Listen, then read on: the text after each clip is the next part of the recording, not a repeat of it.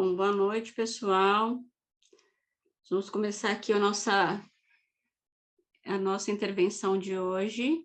Robson, eu gostaria que você se apresentasse aqui para a turma, dissesse como é que é o seu trabalho aí, e você pode começar a se apresentar e fazer sua apresentação também, tá bom? Muito obrigada.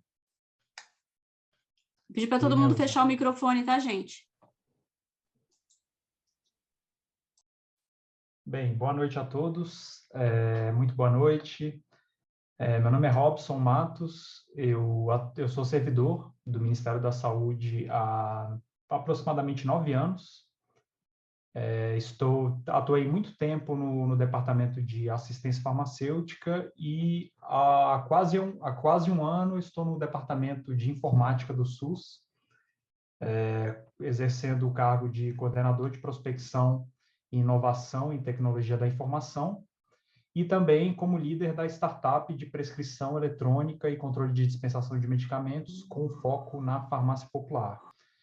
Sou palestrante de convidado de hoje, né? Como eu disse aqui antes da gente iniciar no bate-papo com o Guilherme, com a Neuza, é um prazer estar aqui hoje, aceitei o convite de muito bom grado, e é uma alegria ter essa oportunidade para conversar com vocês e mostrar um pouquinho do nosso projeto, um pouquinho da história dele, como está hoje o status do projeto, onde a gente quer chegar, e também falar um pouquinho dos modelos informacionais que são pilares desse projeto, né? Que são os modelos informacionais de prescrição, por meio do registro de prescrição de medicamentos, e o modelo informacional de dispensação, por meio do modelo informacional registro de dispensação de medicamentos.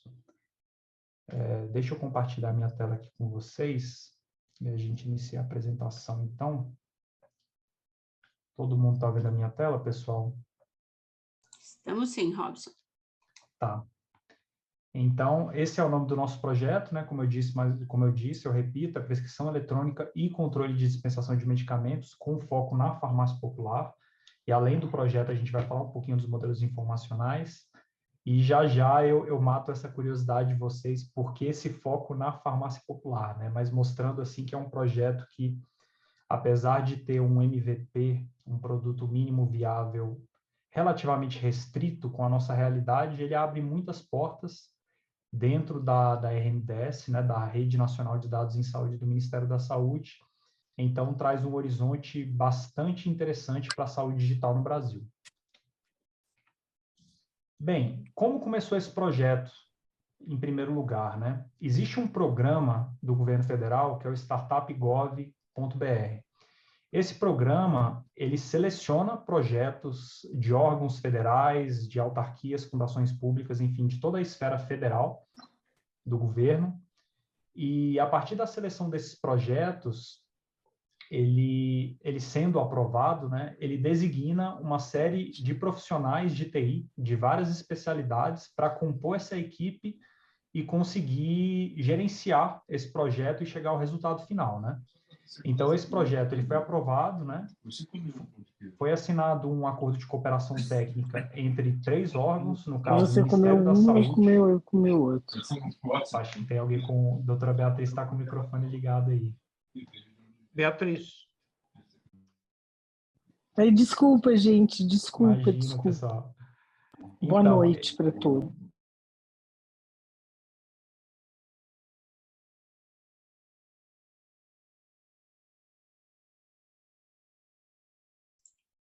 Robson, você está mudo agora. Pode mutar seu microfone. Então, o projeto ele partiu de um acordo de cooperação técnica, né? O projeto foi apresentado para o Ministério da Economia, que é o nosso patrocinador. O projeto foi aprovado e foi celebrado, então, um acordo de cooperação técnica entre o Ministério da Saúde, por meio da Secretaria Executiva, o Ministério da Economia, por meio da Secretaria de Governo Digital, que é a secretaria que organiza o programa Startup Gov.br, e a Secretaria Especial de Modernização do Estado da Presidência da República.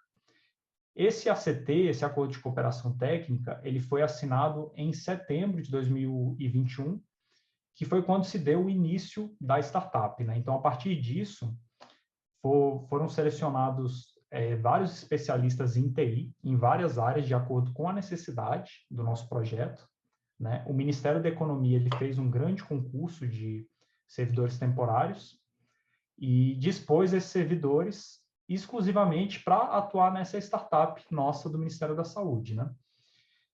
A startup, pelo acordo de cooperação técnica, ela tem uma duração de 18 meses e eles disponibilizaram uma equipe, então, de 8 profissionais, né? Então, hoje, a equipe, ela conta comigo na posição de líder da startup. Nós temos 2 especialistas em gestão de projetos, 2 especialistas em desenvolvimento de software, 2 especialistas em análise de processos, um especialista em segurança da informação, um especialista em infraestrutura de TI, e a gente tem uma especialista adicional, né? Só que ela não é exclusiva da nossa equipe, né? Que é especialista em UX ou experiência de usuário.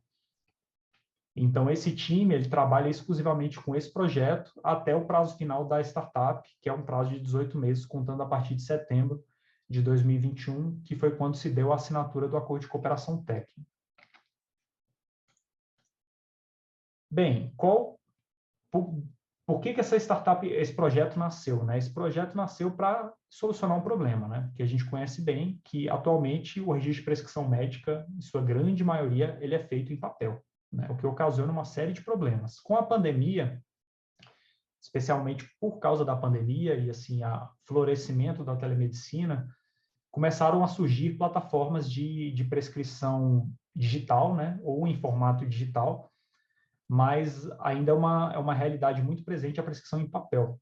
E esse registro em papel, ele ocasiona uma série de problemas, né? Por causa dele, a gente pode ter a dispensação indevida de medicamentos, simplesmente pelo fato de, sei lá, o agente dispensador ele não entender o que está escrito na prescrição, ou confundir o que está escrito e dispensar o medicamento incorreto, né?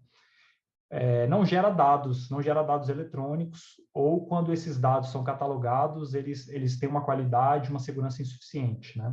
Diferentemente de um dado eletrônico constante numa base de dados controlada, né? Que possa ser acessada por vários atores. Isso faz com que a tomada de decisão pelos gestores ela não seja baseada em dados precisos. O SUS mesmo, eu atuei muito tempo no departamento de assistência farmacêutica, e esse departamento ele é responsável pela aquisição de medicamentos em alguns componentes para o país inteiro. Então, por exemplo, o componente estratégico, ele trabalha com as chamadas doenças negligenciadas, né, são aquelas doenças mais de caráter tropical, que a própria indústria muitas vezes não tem interesse de fabricar medicamentos. Então, por exemplo, leishmaniose, tuberculose, hanseníase, febre maculosa, entre outras, as geomintíases também. Então, o que acontece? Esse componente, ele atua com vários laboratórios públicos e ele é responsável pela aquisição desses medicamentos e distribuição para todos os estados, que, por sua vez, distribui para os municípios. Então, o Ministério ele precisa de um controle muito bem feito de aquisição, para evitar desperdício ou evitar desabastecimento de medicamentos. E o dado de dispensação, né, ele é muito importante para... Um dado preciso de dispensação é muito importante para você ter esse controle de consumo, né? E a possibilidade dele estar atrelado ainda a um registro de prescrição eletrônica traz uma segurança maior, né, de uma veracidade desse registro, assim também sem contar as questões de segurança do paciente, né, que são fundamentais. E também, por nós temos muito, ainda hoje em dia, a prescrição sendo feita em papel, não estando em um registro eletrônico, a gente tem a detecção, tanto a detecção quanto a redução de fraudes muito dificultada, né? E qual seria a solução proposta, então, por esse projeto, por essa startup?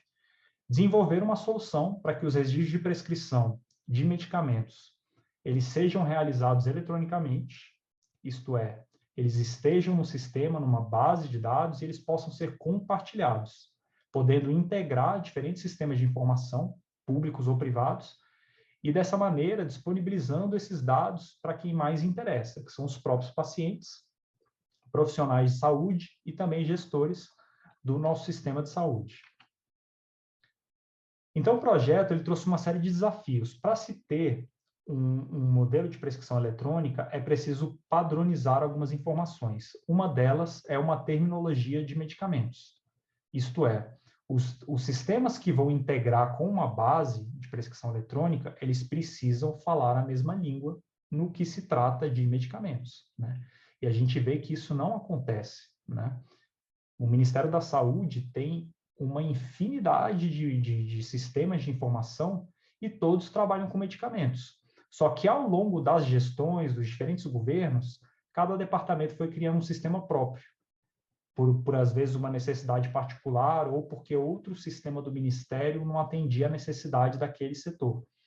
Então, cada um foi correndo para um lado, por assim dizer, e cada um foi utilizando uma terminologia diferente de medicamentos. O que torna, por exemplo, a interoperabilidade entre esses sistemas praticamente impossível, ou muito difícil, né? Tão difícil que não vale a pena ser implementado. Então, o primeiro passo seria esse, padronizar uma terminologia de medicamentos e no nosso projeto com foco nos medicamentos do elenco do Farmácia Popular. Segundo desafio, definir o padrão informacional e computacional para permitir a interoperabilidade dessa prescrição eletrônica. Em terceiro lugar, aprimorar os sistemas de controle de gestão da Farmácia Popular, que faz parte do nosso piloto.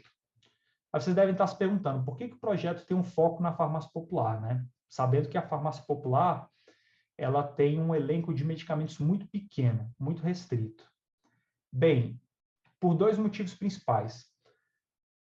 O programa Startup.gov.br, um dos critérios para que um projeto seja aceito, na verdade, não são um dos critérios. Os critérios para que um projeto seja aceito, basicamente, são impacto orçamentário relevante no governo, e também impacto social. E o Farmácia Popular, ele consegue reunir muito bem essas duas características, né? É um programa, é um case de sucesso no Ministério, porque ele assim, a gente sabe que ele tem uma série de defeitos, mas a adesão ao Farmácia Popular, ela é muito grande. Por exemplo, aqui nos números em tela, né? Atualmente, nós temos aproximadamente 80% dos municípios do país tem pelo menos um estabelecimento credenciado ao programa Farmácia Popular do Brasil. O que quer dizer estabelecimento credenciado ao programa? Isso quer dizer que ele consegue efetuar as vendas pelo programa Farmácia Popular do Brasil e, em contrapartida, receber o ressarcimento de acordo com o tipo de produto vendido, né? Para quem não conhece o programa Farmácia Popular ele possui, como eu disse, um elenco muito pequeno de medicamentos, são aproximadamente, se não me engano, acho que 23 ou 29 princípios ativos, focados em doenças, as doenças de maior prevalência, né? Então, a gente tem asma, a gente tem diabetes, a gente tem hipertensão, se eu não me engano, doença de Parkinson, dislipidemias. E nesse elenco de medicamentos, nós temos duas categorias. Uma categoria de gratuidade, na qual o paciente, quando ele pega o medicamento pelo Farmácia Popular, ele não paga nada, ele tem custo zero, né? O governo federal cobre 100% do custo do medicamento. E a categoria de copagamento, no qual o Ministério da Saúde ele entra com 90% do valor de tabela, do valor da tabela da Anvisa, e o restante, o paciente, os 10% restantes, né, o paciente entra com valor. Então, tem um impacto econômico importante, porque são 80% dos municípios do país que estão vendendo pelo Farmácia Popular, totalizando quase 31 mil farmácias credenciadas, né? No ano de 2020, foram aproximadamente 20 milhões de pacientes atendidos, e aqui são CPFs distintos, são pessoas diferentes, e foi destinado para o programa, só em base de ressarcimento, aproximadamente 2,5 bilhões de reais em farmácias credenciadas, para as farmácias credenciadas. Então, assim, é um projeto de grande alcance no Brasil, e é um projeto também que envolve um custo orçamentário interessante, né? Então, quanto mais controle se tiver quanto a essas vendas do programa, melhor, porque a gente já rastreia, já sabe que tem fraude no programa, tem prescrição fria, tem paciente fictício, entre outros desvios que esse projeto aqui, trazendo luz para esses dados, tornando-os digitais, né?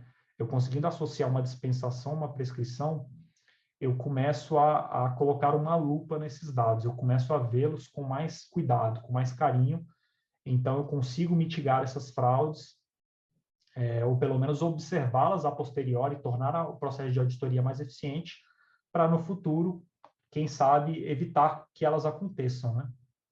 Tornando assim o gasto público muito mais racional.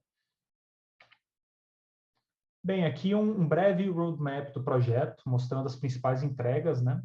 A primeira entrega que foi feita foi o estabelecimento da terminologia de medicamentos e produtos para a saúde, para o projeto de prescrição eletrônica.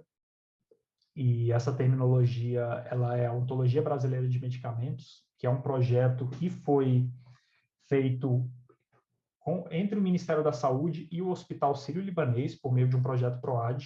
É um projeto que foi entregue em 2017, mas, assim, por vários motivos, o projeto foi entregue, né, a base foi entregue, mas o Ministério da Saúde não internalizou essa base na ocasião. E, iniciando esse projeto de prescrição eletrônica, e a gente tendo esse produto em mãos, a gente viu como uma grande oportunidade de retomar esse projeto, colocá-lo de volta no DataSUS, no SUS, né? E trabalhar na atualização do elenco dessa base, que é uma base riquíssima, eu vou falar um pouquinho dela mais para frente, mas é uma base terminológica, assim, construída nos melhores padrões internacionais, né? Seguindo as normas do IDMP, que é um conjunto de normas ISO, segue o padrão SNOMED-CT. Então, assim, é uma base que foi construída com tudo que há de bom e do melhor em termos de padrões internacionais, mas é uma base que, por ter sido entregue em 2017 e não ter sido mais manipulada, ela está desatualizada. Então, além de estabelecer essa base dentro do projeto e criar um novo portal para ela também, para curadoria, para atualização, nós iniciamos a atualização dela. E iniciamos justamente pelo elenco do Farmácia Popular. Pegamos todos os produtos, todas as apresentações hoje que são oferecidas pelo Farmácia Popular, inserimos dentro da base já de maneira atualizada. Então, a OBM hoje ela já está atualizada para o programa Farmácia Popular de agora, maio de 2022, está atualizada, né? A segunda entrega principal, a definição do modelo padrão de prescrição eletrônica para o SUS, que está em andamento, que aí a gente vai entrar um pouquinho nos modelos informacionais, né? Que a gente já aprovou, já saiu em portaria pelo Ministério. E, por último, o aprimoramento, né? A realização de adaptações nos sistemas que vão participar do nosso piloto, que basicamente são 3 sistemas, né? O nosso prescritor, que vai gerar essa prescrição eletrônica e enviar para a RNDS, é o sistema ESUS-APS, né? O ESUS da Atenção Primária em Saúde, que é um sistema também que tem um alcance muito grande, é um sistema que envolve atendimento clínico, e dentro do atendimento clínico, a realização e emissão de prescrições.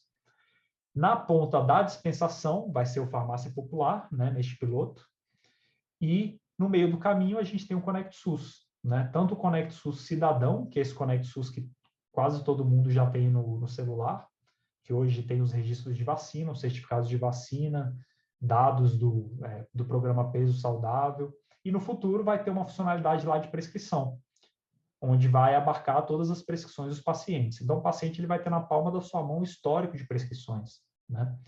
E também essa informação vai para o módulo profissional, o Conect SUS Profissional, que é um sistema web que existe hoje, que ele é utilizado por profissionais de saúde. Está disponível para médicos, e, se eu não me engano, está para ser disponibilizado, ou já foi para odontólogos também, mas a ideia é que se tenha perfis específicos para cada profissional de saúde, de maneira que esse profissional ele possa acessar nesse módulo do Conect SUS toda a história clínica do paciente, né? Bem, o primeiro ponto era o estabelecimento da terminologia de medicamentos. Aqui embaixo eu tenho um endereço, né, de onde ela está hospedada hoje. Essa base, a OBM, ela está sendo internalizada pelo Ministério da Saúde. Quem entrar lá vai ver essa página principal, que é uma página que a gente já formatou ela, inclusive, no padrão Gov.br. E nessa página inicial, a gente consegue ver já todo o elenco do Farmácia Popular atualizado, né? incluindo as fraldas geriátricas, não só os medicamentos.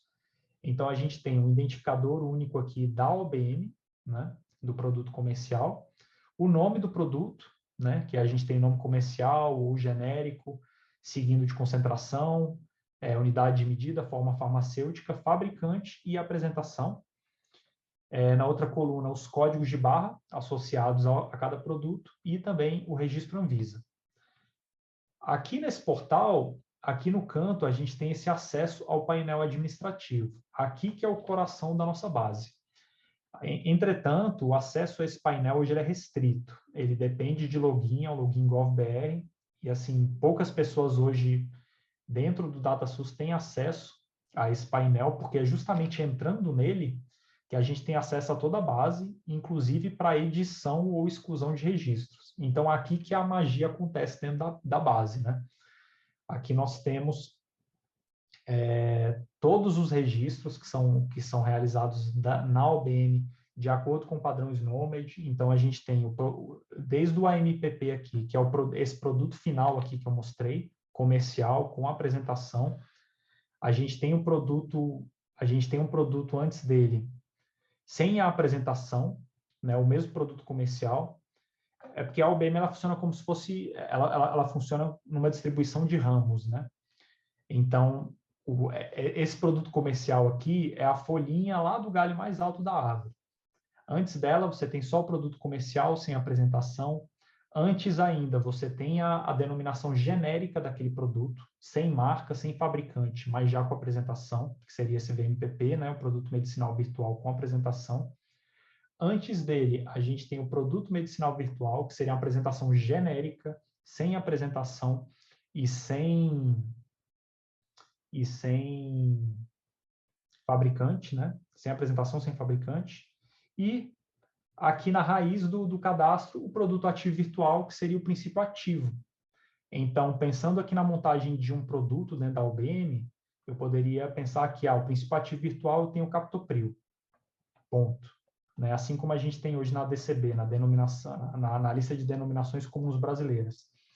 Dentro dos produtos medicinais virtuais, eu posso ter o captopril 25 mg comprimido, ou captopril 12,5 mg comprimido, sei lá, captopril 50 mg cápsula. Então, só envolve princípio ativo, concentração, unidade de medida e forma farmacêutica. Aqui no VMPP, eu adiciono as apresentações. Então, para o captopril 25 mg comprimido, aqui no VMPP, eu posso ter a caixa com 30 comprimidos, 60 comprimidos, 90 e por aí vai. Já no AMP, o produto comercial, eu começo a trabalhar com os fabricantes. Então, esse captopril de 25 mg comprimido, eu posso ter ele da Pfizer, eu posso ter ele da Medley, eu posso ter ele da União Química, da Teuto, e por aí vai. E, por fim, o AMPP, ele pega todo esse bolo e coloca as apresentações. Então, vou ter o captopril, 25 mg comprimido da Teuto, de 30 comprimidos. Aí eu vou ter também o de 60, de 90 e por aí vai.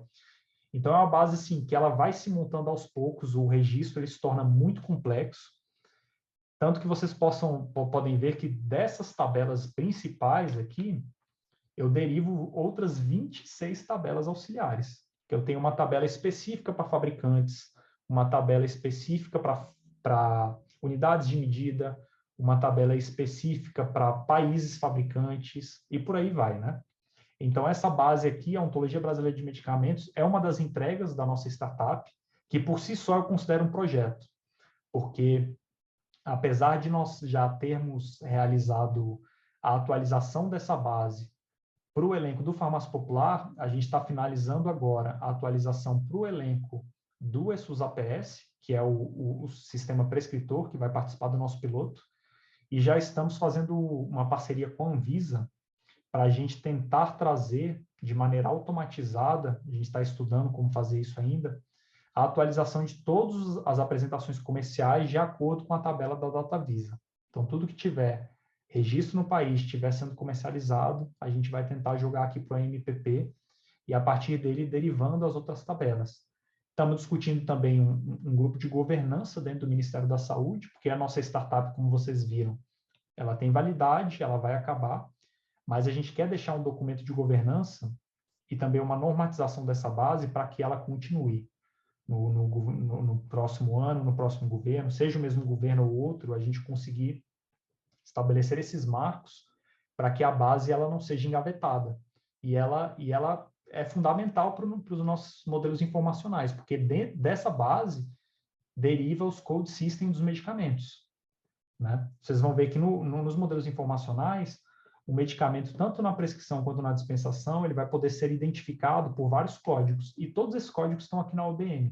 A gente consegue referenciar, fazer um match aqui dentro da base e trazer a identificação desse produto para a mensagem. Então, aqui, de maneira bem resumida, o MVP do projeto seria esse, né?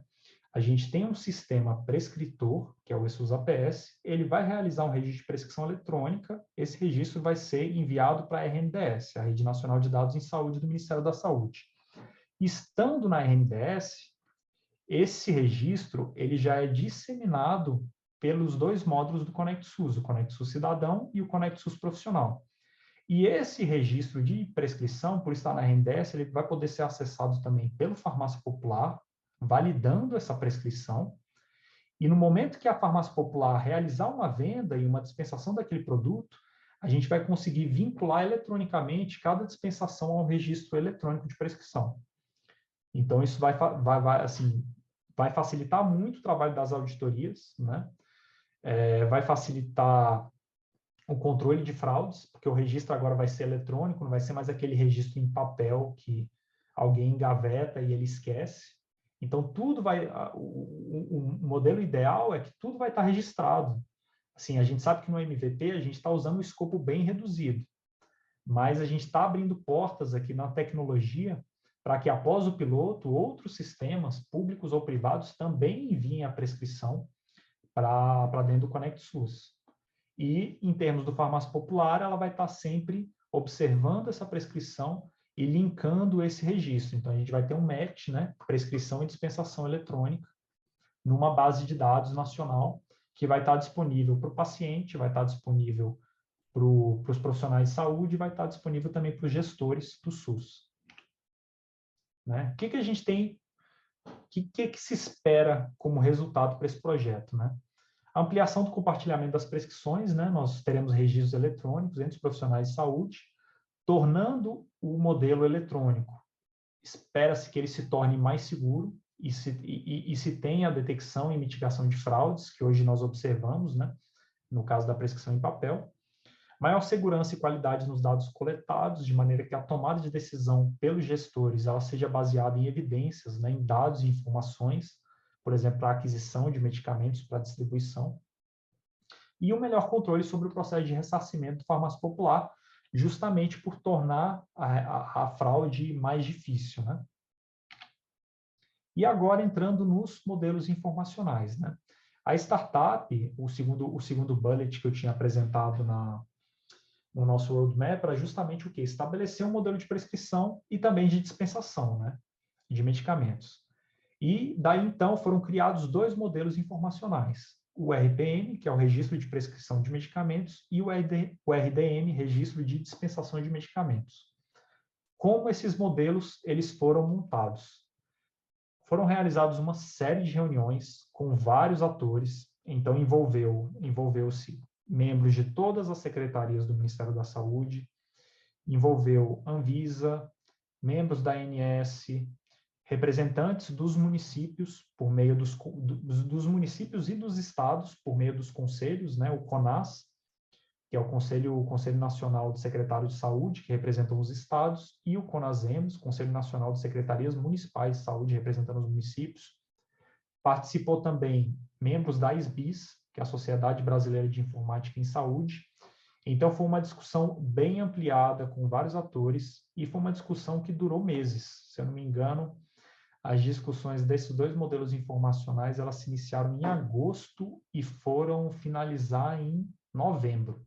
Em novembro, a gente teve o resultado final.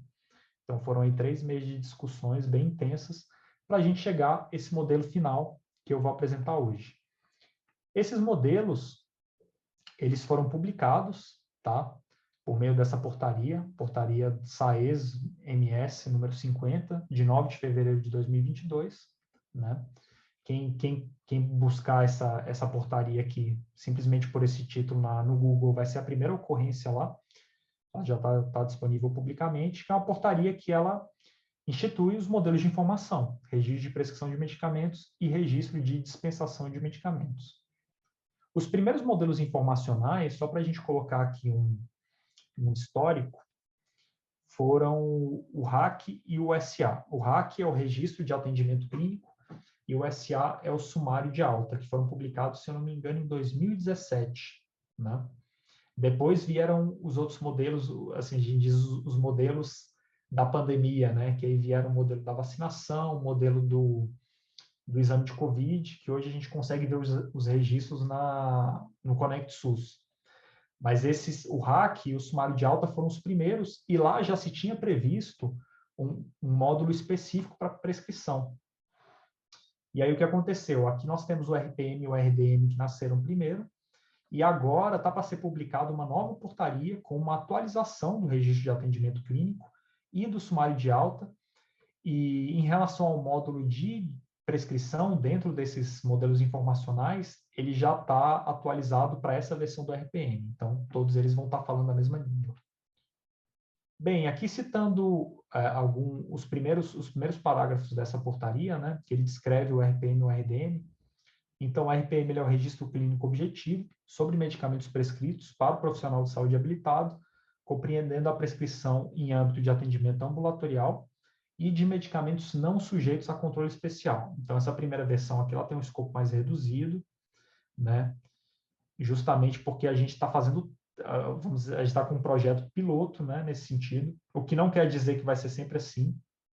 O modelo informacional, ele pode ser atualizado, ou no futuro a gente tem um modelo que vocês devem estar se perguntando, né? Ah, mas só para medicamento não sujeito a controle especial e os medicamentos da portaria 344? A gente sabe que esses receituários, eles têm uma série de características especiais. Então, como a gente está tratando também só do farmácia popular, o programa farmácia popular não tem medicamentos de controle especial, só receituário comum.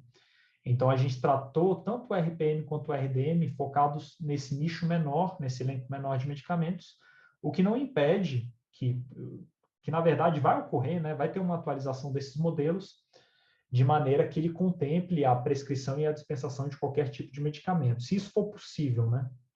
Ou talvez ter modelos informacionais separados. Isso é algo a ser pensado. E o segundo parágrafo, né, o RDM, ele é o registro de dados de um atendimento de dispensação de medicamentos também não sujeitos a controle especial, dispensados em âmbito de atendimento ambulatorial por unidades públicas de saúde, unidades privadas, né, financiadas pelo SUS ou pelo Programa Farmácia Popular do Brasil. Aqui, se colocou essa redação, se fez essa redação pensando que a gente não quer todos os dados. Por que isso? Primeiro que a gente está trabalhando um piloto, né? Então, o piloto ele é voltado primeiro para o Programa Farmácia Popular do Brasil. E, em segundo lugar, que imagina a gente receber todos os dados de dispensação do país. Assim, ia ser um número monstruoso de registros, eu não sei nem se a gente teria infraestrutura, se a gente teria nuvem para receber tudo isso. E algumas informações, assim, talvez não sejam interessantes, né? Eu vou querer saber, por exemplo, dispensação, entrega de medicamento em farmácia, de medicamentos isentos de prescrição. Sei lá, o cara foi lá pegar uma dipirona na farmácia, eu vou subir essa dispensação para RMDS, ou um paracetamol, ou um xarope, ou um ômega 3, enfim. Não são todos os dados que, pelo menos nesse momento, são interessantes para a gente, né? Então, a gente, até pelo escopo reduzido do projeto, a gente colocou esse cenário um pouco mais fechado, mas, como eu disse, é um projeto que abre portas, né? Então, certamente, num futuro bem próximo, esses modelos vão ser evoluídos para eles serem mais abrangentes e atender todas as necessidades quanto a esse tipo de informação dentro do nosso sistema de saúde, né? Então, primeiro, tanto o RPM quanto o RDM, nessa portaria, você tem toda a parte textual e você tem dois anexos. Um anexo, ele trata do RPM, e um anexo 1, né, e o anexo 2 do RDM.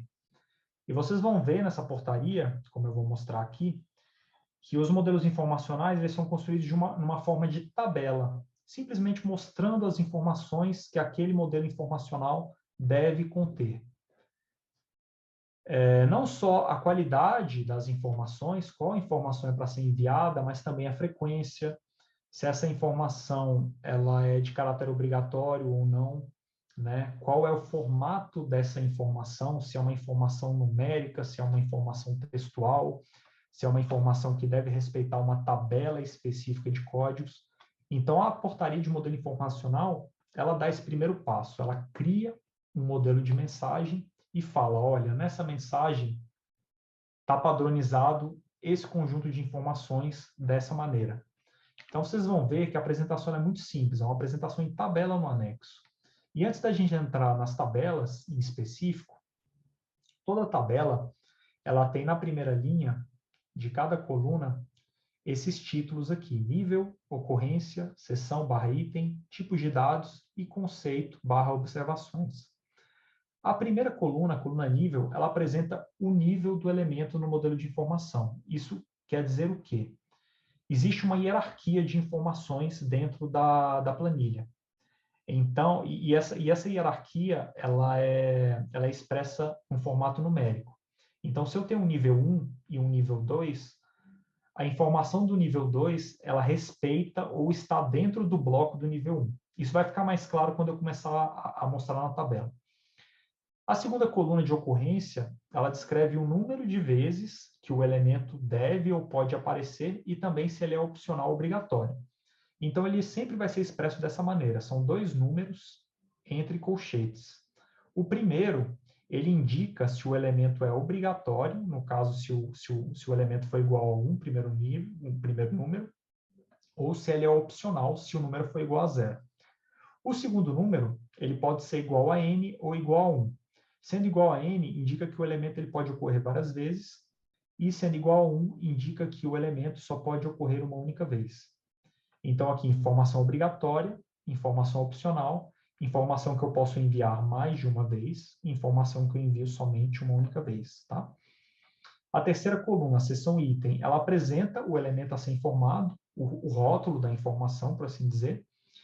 A quarta coluna, tipos de dados, ela descreve o tipo de dado a ser preenchido. E a quinta coluna, conceitos e observações, apresenta o conceito e se tem alguma regra referente a esse elemento informacional. Então, entrando aqui na tabela vai ficar mais fácil.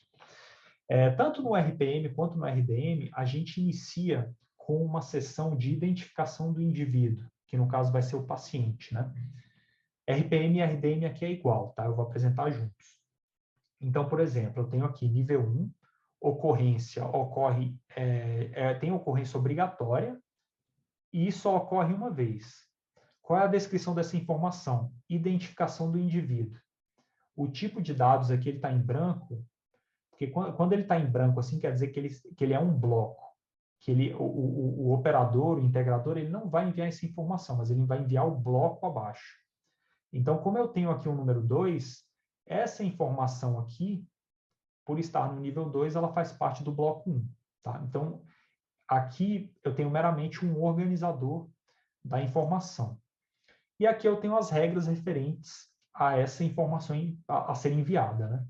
Então, em relação à identificação do indivíduo, a primeira regra, o documento ele deve trazer um identificador nacional do indivíduo. Eu estou identificando o paciente, né? Se não houver nenhum dos dois possíveis, que é o CNS, Cartão Nacional de Saúde, ou CPF, deve ser obrigatório o preenchimento do bloco identificação por dados demográficos. Então, aqui nesse bloco 1, nível 1, ele é obrigatório. Eu tenho que identificar o indivíduo, tanto no registro de prescrição quanto de dispensação. Eu tenho que saber qual que é o meu paciente. Mas vocês veem aqui que no nível 2, apesar de eu ter um preenchimento único, ele está como opcional. Por quê? Porque na página seguinte eu tenho esse outro nível 2, que é uma alternativa. Então, a identificação do paciente ela pode ser feita dessa maneira, por meio de caracteres numéricos, identificando o Cartão Nacional de Saúde do paciente ou o CPF. Então, ele vai enviar alguma dessas informações. Essa informação caindo na RNDS, a gente consulta a base e consegue trazer de volta todas as informações do paciente, né? Endereço, nome da mãe, nome do pai, etnia, sexo, local de nascimento, data de nascimento, entre outras informações. Então, a primeira forma de identificar é simplesmente enviando o código, né? Aí que tem umas regras adicionais, né? Que isso vai ser validado junto ao sistema do Cartão Nacional de Saúde. O campo ele pode ser preenchido, né? Com CNS ou CPF. E aqui uma regrinha de caso ele tenha CPF, mas não tenha CNS, né? O CNS deve ser criado. Então, essa é a primeira forma de identificação do indivíduo. Ela é opcional por quê? Porque eu tenho outra alternativa. Mas o nível 1 ele tem que ser preenchido. Então, eu vou identificar por essa forma ou pela segunda forma, que é a identificação dos dados demográficos. Beleza, eu não tenho nem o CPF, nem o CNS do paciente. Então, eu tenho que preencher esses campos aqui, minimamente os obrigatórios, né? Então, eu tenho que preencher o nome completo, para a sequência de caracteres alfanuméricos. Nome social é opcional, mesmo tipo de informação. Nome completo da mãe, obrigatório, também sequência de caracteres alfanuméricos. A data de nascimento, obrigatória. O sexo, obrigatório. E aqui, ó, vocês podem ver que no caso do sexo, o tipo de informação, ela está como texto codificado. O que quer dizer o texto codificado? Dentro do modelo computacional, que deriva aqui do modelo informacional, para essa informação aqui, eu vou ter uma tabela de valores. E o integrador, quando for enviar essa mensagem, ele tem que enviar alguma das ocorrências dessa tabela. No caso, essa tabela vai ter 3 ocorrências: sexo masculino, feminino e ignorado, né? Ele não pode colocar um quarto, quinto, sexto sexo aqui. Vai ter que seguir a essa denominação, ok? Aí, seguindo a identificação por dados demográficos, nós temos país de nascimento, não obrigatório, né? Aqui também texto codificado, por terminologia do IBGE. O IBGE tem uma lista de países, né? Município de nascimento, também não obrigatório, texto codificado também pela terminologia do IBGE. Então, lá nós temos a descrição, né, de todos os municípios, aí as regras associadas. E, por último, o endereço do paciente, também não obrigatório, uma sequência de caracteres alfanuméricos. Essa seção aqui, ela é a mesma tanto para o RPM quanto para o RDM. Agora, a gente, iniciando pelo RPM, né, a gente vai entrar dentro das características específicas desse modelo informacional.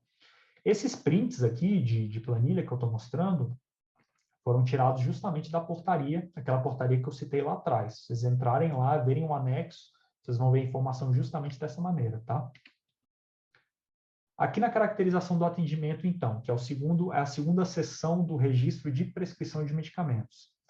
Nós temos um bloco, né? Vocês veem que ele não tem informação nenhuma que a ser preenchida, então a gente tem um bloco de caracterização de atendimento, que ele se identifica pela primeira informação, né, identificador do estabelecimento de saúde prescritora, que eu quero saber qual estabelecimento que está realizando aquela prescrição, né? E aí esse estabelecimento, ele está como opcional. Por quê? Porque caso, pode ser de esse paciente ele não ter recebido uma prescrição no estabelecimento de saúde, mas pode ter recebido, sei lá, por meio de uma teleconsulta, por meio de um atendimento domiciliar, então não tem um estabelecimento a priori associado a essa prescrição.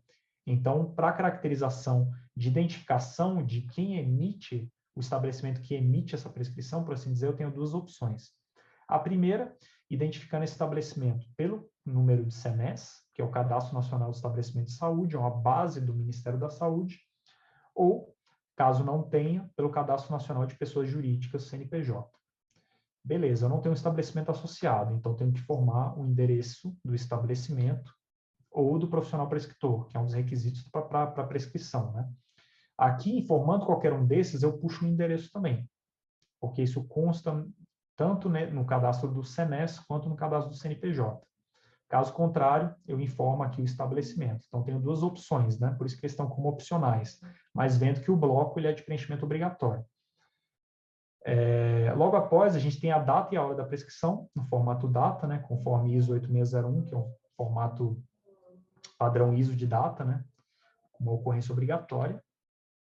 Aí a gente entra na identificação do profissional prescritor. Como vocês podem ver aqui, a gente entra num bloco também, só que como a gente já tinha um bloco de nível 1, que vai contemplar todas as informações abaixo, esse bloco aqui ele é de nível 2, e vocês veem que as informações abaixo são de nível 3. Então, todas essas informações aqui referentes ao profissional prescritor, elas estão dentro desse bloco aqui.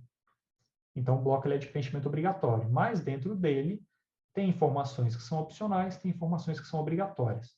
Então, nós seguimos nos níveis do profissional prescritor, né? Inicialmente, nome do profissional prescritor, sequência de caracteres alfanuméricos, não obrigatório. Conselho do profissional prescritor, obrigatório, né? Que vai indicar, aqui no caso, texto codificado. Então, ele tem que respeitar uma tabela de valores, que no caso nós temos os conselhos que podem realizar a prescrição, né? CRM, CRF, CRO, CRN e COREN. Logo após, como obrigatório, a informação da UF, do conselho desse profissional, e o número do conselho profissional. Primeiro conselho, o texto ele é codificado pelo IBGE, que tem as siglas de todas as UFs, né? E o conselho, simplesmente por caracteres alfanuméricos. Logo após, o identificador do profissional prescritor, como obrigatório, que aí a identificação desse prescritor vai poder ser realizada também pelo CNS ou pelo CPF. E, por último, a ocupação desse profissional prescritor, que também, também segue um texto codificado, mas aí, no caso, é uma terminologia externa, como aqui a gente utilizou o IBGE, que aqui a gente utiliza o CBO, que é o Cadastro Brasileiro de Ocupações, do antigo, que seria Ministério da Economia hoje, né? Antigo Ministério do Trabalho e Emprego, que vai trazer essa atividade desempenhada pelo profissional que realizou a emissão da prescrição. Bem, partindo então para o terceiro bloco, né, do RPM, que é a prescrição já, agora dados da prescrição no atendimento. Então, a gente tem mais uma vez uma seção, prescrição no atendimento como obrigatória, e nesse bloco de prescrição do atendimento, nós damos duas opções de realização da prescrição, justamente para dar uma maior flexibilidade de envio dessa mensagem pelos mais diversos sistemas que possam se integrar em RMDS. Então, a prescrição, primeiro, ela pode ser enviada de uma maneira não estruturada ou de uma maneira estruturada. Então, por isso que os níveis 2 aqui, eles estão como opcionais mais uma vez, porque eu tenho duas opções de preenchimento. Mas como esse nível ele é obrigatório, pelo menos uma das duas vai ter que ser preenchidas. Iniciando pela prescrição não estruturada. Ela tem um campo só, que é simplesmente uma descrição em texto livre. Um campo livre, obrigatório, que o prescritor ele vai ter que descrever toda a prescrição, né, em texto livre, né, em forma livre, contendo vários medicamentos e tendo todas as informações associadas, né, como posologia, orientações para o paciente, os medicamentos prescritos, né, entre outras informações que forem relevantes.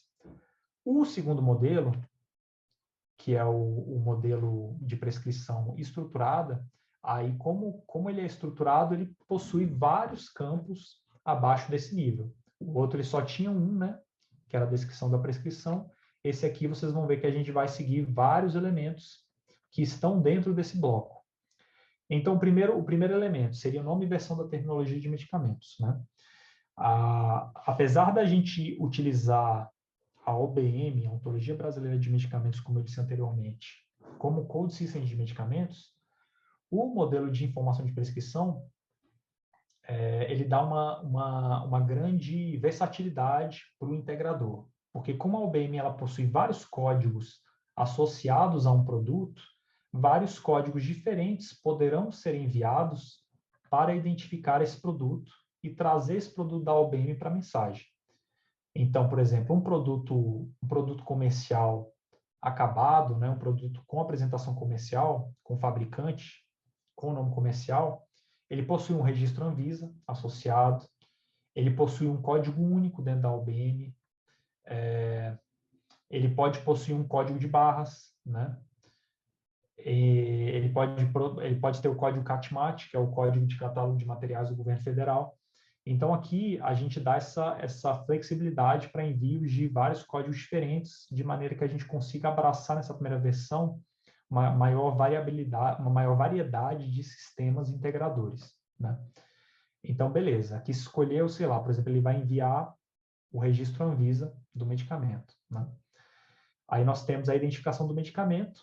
Como é uma prescrição, a prescrição ela pode ter vários medicamentos, correto? Mas ela tem que ter pelo menos um. Então, o medicamento, ele é um registro obrigatório, mas esse registro, ele pode ser repetido.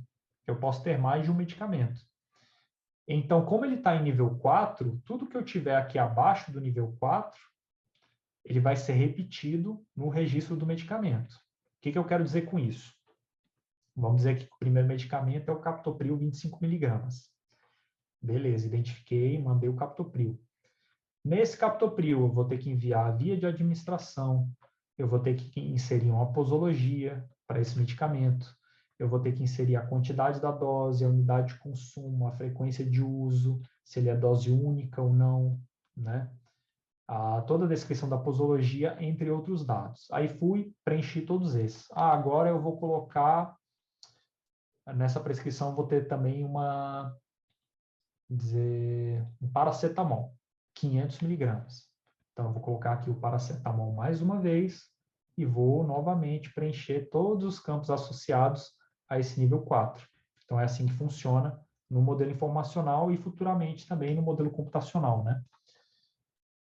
Então, eu identifico o medicamento e aí eu identifico a via de administração, também baseada numa terminologia, a gente tem uma tabela de vias de administração, e aí eu vou informar a posologia. A posologia também aqui decidiu-se, nas reuniões que nós tivemos de discussão, decidiu-se por ter dois formatos de posologia. Uma posologia não estruturada e uma posologia estruturada.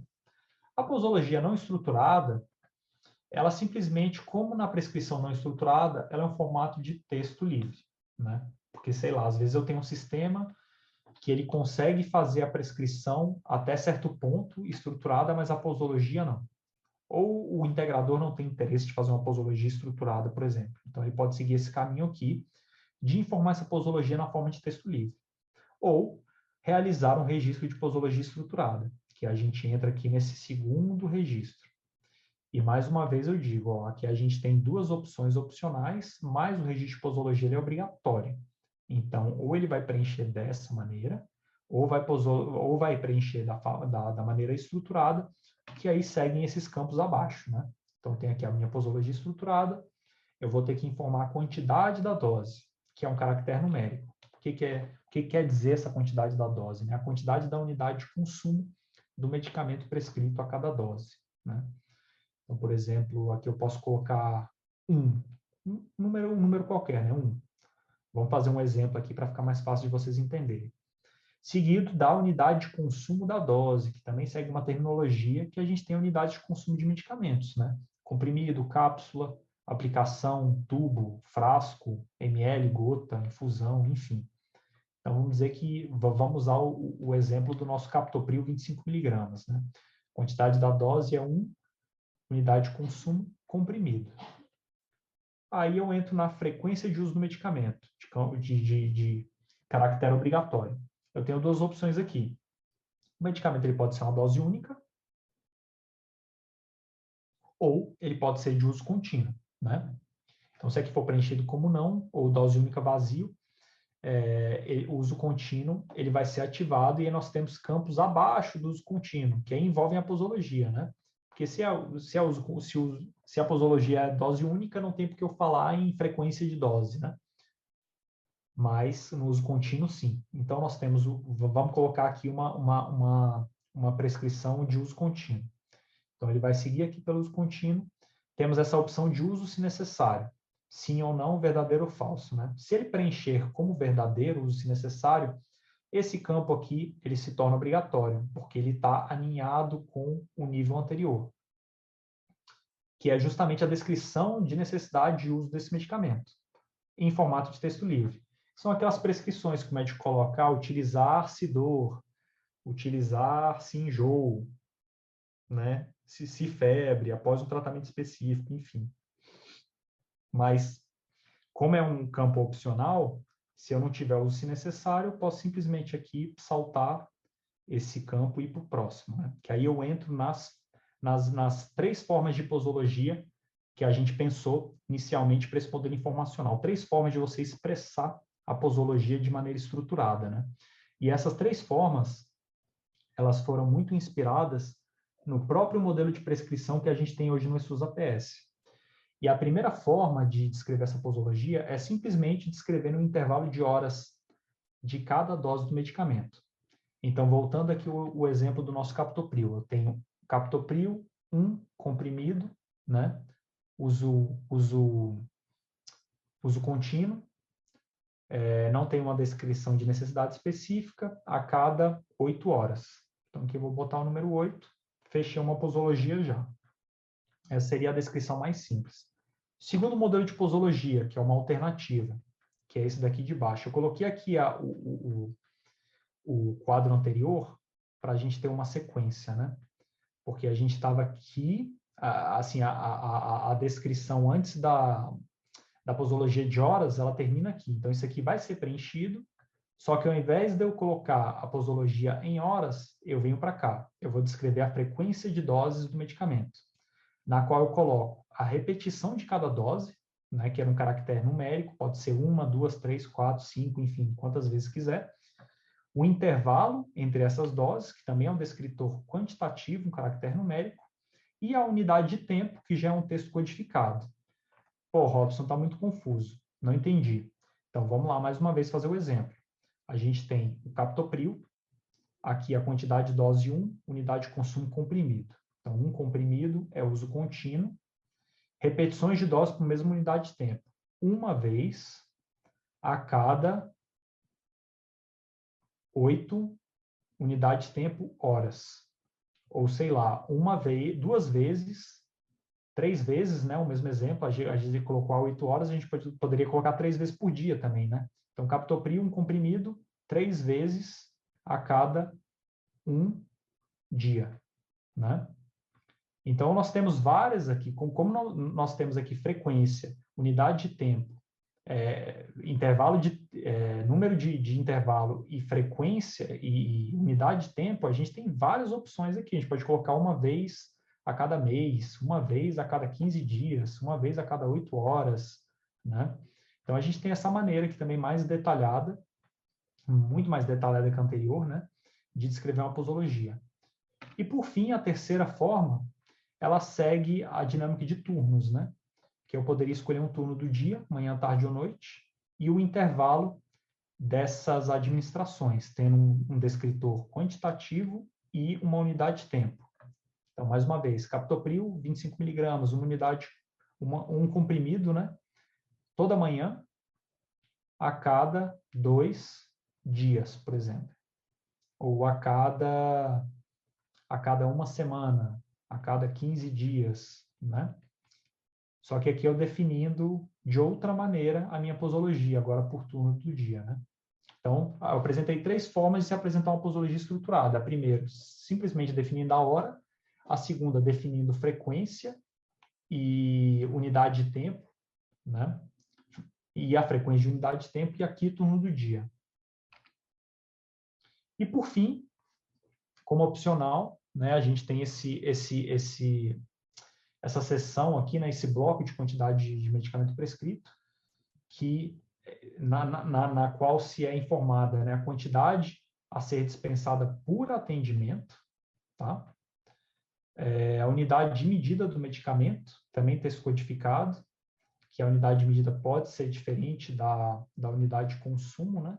Por exemplo, a unidade de medida do medicamento, ela pode ser um frasco e a unidade de consumo pode ser ml, né? Então, ela pode variar, principalmente para formas líquidas, né? Formas líquidas e semissólidas. A duração de uso do medicamento, também é uma duração em data, o total do tratamento, né? E as orientações sobre o uso de medicamento. A maioria dos campos são opcionais. Aqui o total do tratamento, eu poderia colocar, por exemplo, um captopril, 1 comprimido por dia, eu vou fazer uma receita para 3 meses. Então, colocaria 90 comprimidos e aqui, a cada dispensação, 30 comprimidos, né? Quantidade dispensada por atendimento. Então, esses 2 campos aqui eles são diferentes. E aqui eu fecharia o RPM. O RDM, por sua vez, como eu disse, ele se inicia também por uma identificação do paciente. E a segunda seção é a caracterização do atendimento da dispensação, que ela se inicia por um campo obrigatório, que é a modalidade de dispensação, que ela também segue uma codificação, ela segue uma tabela específica, que hoje eu tenho essas duas opções, né? Vai ser dispensado por uma unidade de saúde pública ou privada, com pagamento pelo SUS, né? Por um sistema público, né? Sistema público de informação, por exemplo, ou um sistema privado integrado ao público, que a gente tem hoje, por exemplo, web services, né? Que se integram à Benafar, que é a Base Nacional de Assistência Farmacêutica, de dados da assistência farmacêutica. Ou essa modalidade de dispensação pode ser por uma drogaria comercial com pagamento pelo Programa Farmácia Popular do Brasil. Então, a dispensação, nesse momento, ela vai ocorrer, né, numa dessas duas categorias. Logo depois, identificador do estabelecimento de saúde dispensador, muito semelhante ao anterior, né, que a gente tinha um estabelecimento prescritor a ser identificado, aqui a gente identifica quem dispensou da mesma maneira pelo CNES ou pelo CNPJ. Segue-se, então, para informação da data da prescrição, como obrigatória, um registro único, né, data conforme ISO, e a data e hora da dispensação. Então, isso aqui, basicamente, todo o sistema dispensador, ele gera isso automaticamente quando ele conclui o registro, né? Então, ele vai carimbar aqui também a data e hora da dispensação. O terceiro bloco é a identificação do profissional prescritor, também aqui eu vou passar muito rapidamente, porque é igual a do RPM, né? Então, eu tenho informação do conselho do prescritor, a UF do conselho, o número desse conselho, a identificação do profissional prescritor por Cartão Nacional de Saúde ou CPF e a ocupação do profissional prescritor pelo código CBO do Ministério da Economia, né? E seguimos, então, para a identificação do profissional dispensador, aqui quem está dispensando esse medicamento, né? Bloco obrigatório, como nos outros também. Eu posso identificar esse profissional prescritor pelo CPF, né? De maneira obrigatória, e caso ele seja um farmacêutico, de maneira opcional, né? Porque nem sempre o atendimento vai ser realizado por um farmacêutico, eu posso informar também o CRF desse profissional dispensador, tanto CPF quanto CRF, com um modo de dados, né? O formato de dados de caracteres numéricos. E, por fim, desse bloco aqui, a identificação de quem retirou o medicamento. Isso aqui é muito importante, ela está como opcional, que é muito importante, sobretudo, para quando quem pega o medicamento não é o paciente. Sei lá, o paciente é acamado, é menor de idade, é incapaz, então tem outra pessoa que está resgatando aquele medicamento. Isso ocorre muito no farmácia popular, e hoje, inclusive, ocorre por meio de procuração, né? Procuração simples. Então, a gente consegue também inserir aqui nesse modelo, por meio do CPF, a identificação de quem retirou esse medicamento. Seguindo para o próximo bloco do RDM, que é já seguindo as características da dispensação, a gente tem um bloco de dispensação do atendimento, que dentro dele tem um bloco do item dispensado, que ele pode se repetir, né? Porque eu posso, numa dispensação, dispensar mais de um produto. Ele segue muito parecido com o outro, né? Eu inicio com o nome e versão de terminologia de medicamentos, que eu tenho essas opções de envio.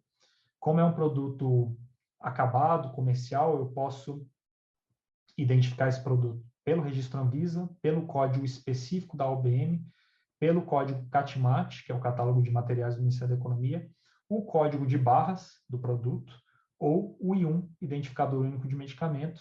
Isso aqui foi uma exigência da Anvisa, sobretudo por causa do SNCM, né, o Sistema Nacional de Controle de Medicamentos, que prevê a codificação única dos medicamentos, de maneira a identificar esses produtos desde a sua produção ou importação até a entrega para o paciente, né?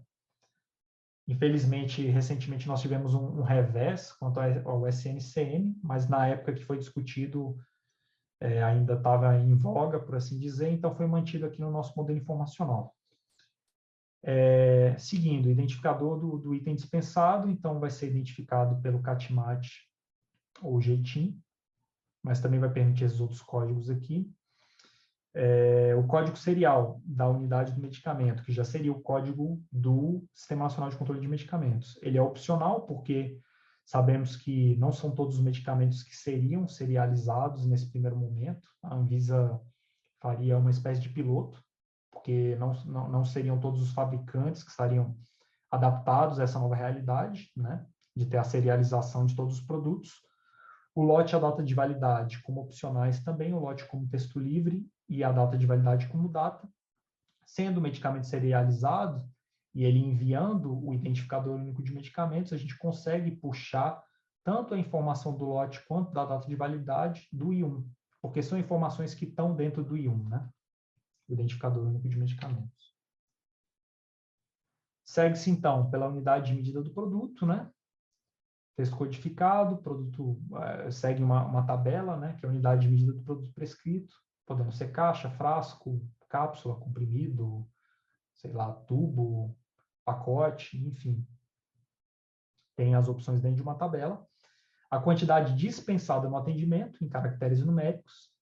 A quantidade de dias de fornecimento não obrigatório, que seria a informação também em formato numérico da quantidade de dias de fornecimento daquele produto. O valor do produto e o valor do Ministério, o valor pago pelo Ministério da Saúde, que aqui está como opcional, mas a gente vai ter uma regra interna, né? Que os medicamentos enviados pelo Farmácia Popular, eles vão enviar esse valor obrigatoriamente, porque esse valor ele é muito importante para o controle orçamentário do programa, né? E, por último, a orientação de uso do produto, também como opcional, no caso de uma orientação durante a dispensação, né? Por parte do dispensador, a gente também prevê o envio dessa informação no formato de texto livre. Bem, em linhas gerais, assim, num intervalo bem pequeno, mas assim, para vocês terem uma ideia básica do que é esse nosso projeto de prescrição eletrônica, eu acho que deu para ter uma ideia legal do histórico, de onde surgiu esse projeto, o que a gente já tem feito e aonde a gente quer chegar. E falar um pouquinho dos modelos informacionais, né? Desses modelos informacionais agora, o próximo passo é a construção de um modelo computacional. Isto é operacionalizar essa mensagem que está numa tabela, que vocês viram numa portaria, para dentro de uma mensagem FHIR. Porque o padrão FHIR, ele é o padrão utilizado pela Rede Nacional de Dados em Saúde. Então, a gente vai construir essa mensagem com todos aqueles campos, todas aquelas codificações, aqueles formatos, obrigatoriedade ou não de envio de uma informação. Isso tudo vai para o modelo informacional, né? Para ser integrado na Rede Nacional de Dados em Saúde, é construída uma arquitetura para receber essas mensagens, para tratar essas mensagens, e dentro disso, desse escopo também, são construídos documentos informativos, que são tornados públicos no site da RNDS, que nós chamamos de guias de integração, que é justamente um manual para o integrador, né? O integrador que tem um sistema de informação e ele quer enviar essa mensagem para a RNDS, ele vai seguir esses documentos, que são os guias de integração, e, enfim, tem tudo ali que ele precisa saber, né? O formato da mensagem, o portal de serviços, os endpoints associados. Então, é um mapa da mina para o integrador, mas antes disso, a gente tem que ter a gente sempre segue esse rito, né? Se cria um modelo informacional, se pactua. Esses modelos informacionais eles foram pactuados na CIT, que é a Comissão Intergestores Tripartite. Então, teve-se um consenso entre a esfera federal, representada pelo Ministério da Saúde, a esfera estadual e a esfera municipal, representada pelos conselhos. A partir dessa pactuação, se cria a portaria, se torna pública, se constrói um modelo computacional, prepara a RNDS, faz-se todo o material e começa a integrar os sistemas. E aí, nesse nosso caso, no projeto de prescrição eletrônica, a gente vai começar com um piloto, né, com MVP, que vai envolver, por enquanto, somente sistemas públicos, né? Como eu disse, para a prescrição, o eSUS APS, para a dispensação, Farmácia Popular, e o Conect SUS, espelhando todas as informações. Mas no futuro próximo, né, a prescrição pós-piloto ela vai estar aberta para todos os integradores. Então, quiçá, em médio prazo, a gente tenha todas as prescrições sendo realizadas caindo na RNDS e estando à disposição para os pacientes, né? E também para os profissionais de saúde por meio do Conect SUS Profissional. Vai ser uma informação muito valiosa para o prontuário do paciente. e a gente vê como um caso, assim, um passo muito importante para a evolução da saúde digital no Brasil. Então, eu termino minha apresentação por aqui. Queria agradecer mais uma vez a Neuza, o Guilherme, toda a equipe do HL7 pelo convite. É uma honra apresentar aqui o nosso projeto para essa turma, para essa equipe tão seleta. Deixo aqui o meu contato, né? E a gente abre agora para discussão, para dúvidas, para a gente bater um papo sobre tudo que eu falei.